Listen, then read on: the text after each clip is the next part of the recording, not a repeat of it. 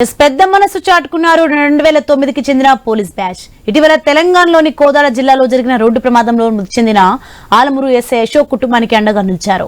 ఆ బ్యాచ్ కు చెందిన 1140 మంది సిఐఎస్ఐలు 26 లక్షలు వసూలు చేసి ఆ మొత్తాన్ని ఎస్ఐ కుటుంబానికి అందించారు.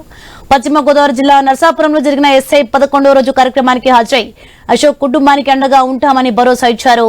ఈ ప్రమాదంలో మృతి చెందిన కానిస్టేబుల్ బైసన్ జీవన్ కుటుంబానికి 5 లక్షలు అందజేశారు.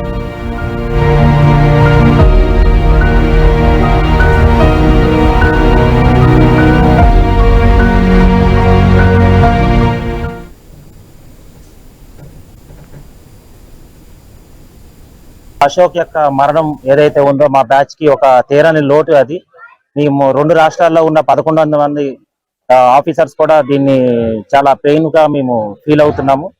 సో ఆ సందర్భంగా మా యొక్క బ్యాచ్ యొక్క సొసైటీ 2009 బ్యాచ్ వెల్ఫేర్ సొసైటీ నుంచి అశోక్ యొక్క ఫ్యామిలీని మనిషిని అయితే మేము తీసుకొని రాలేము, కానీ ఆ బ్యాచ్ కి ఆ ఫ్యామిలీకి మా 1100 మంది బ్యాచ్ 2 స్టేట్ లో వాళ్ళు ఆదుకోవడానికి కోసం 26 లక్షల రూపాయల అమౌంట్ ని ఈ రోజు మేము కలెక్ట్ చేసి వారికి ఫైనాన్షియల్ సపోర్ట్ ని అట్లానే మోరల్ సపోర్ట్ ని ఇవ్వడం కోసం ఇక్కడికి రావడం జరిగింది.